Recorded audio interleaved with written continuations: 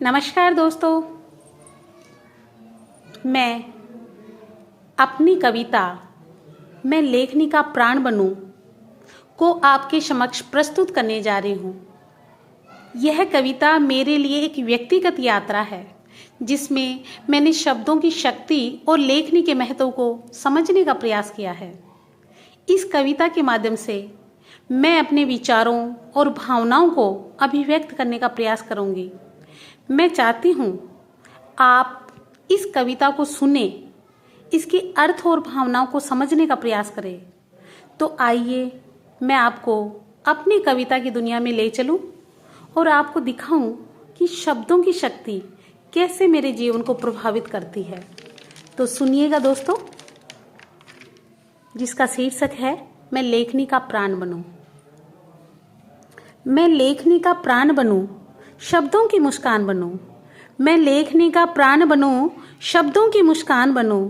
मौन पड़े कोई भाव कहीं हो, मौन पड़े कोई भाव कहीं हो, उनका उजला गान बनूं। जब गहराई में सिसके मन, जब गहराई में सिसके मन, मैं स्याही बन बह जाऊं।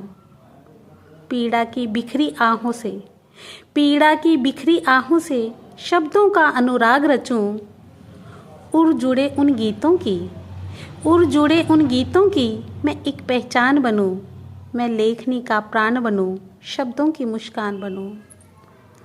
कभी यथार्थ की गलियों में मैं दीपक सी जल जाऊं, कभी यथार्थ की गलियों में मैं दीपक सी जल जाऊं। कभी भ्रमों की शाम तले सत्य की रेखा बन जाऊं, कभी भ्रमों की शाम तले सत्य की रेखा बन जाऊं। अभिनव आशा की मिट्टी से नव संवाद का उद्यान लगाऊं। मैं लेखनी का प्राण बनूं, शब्दों की मुस्कान बनूं।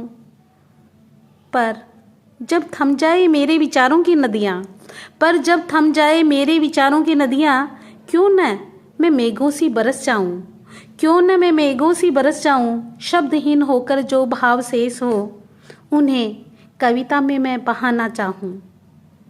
जहाँ नहीं पहुँच पाता कोई शोर, जहाँ नहीं पहुँच पाता कोई शोर, मैं उस मौन की जुबान बनूं। मैं लेखनी का प्राण बनूं, शब्दों की मुस्कान बनूं। सत्य लिखूं पर प्रेम से लिखूं, सत्य लिखूं पर प्रेम से लिखूं।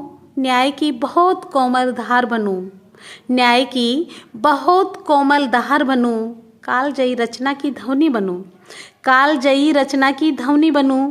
जो बनाए जीवन ऐसा संस्कार बनूं, जो बनाए जीवन ऐसा संस्कार बनूं। किसी वाह से न रुकूं, किसी वाह से न रुकूं, फटती ही जाऊं।